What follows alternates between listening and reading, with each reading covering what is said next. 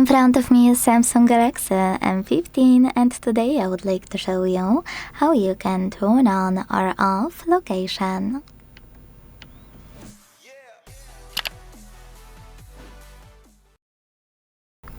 You need to start by going into Tab menu.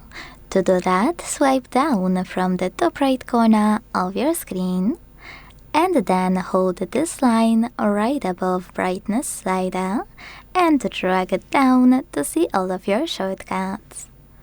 When you're ready, look for location 1 and click on it. Sorry, misclick. Mine is here, so when I click, it turned blue. That means that location is on, but you can always switch it off by tapping on the same shortcut until it's gray.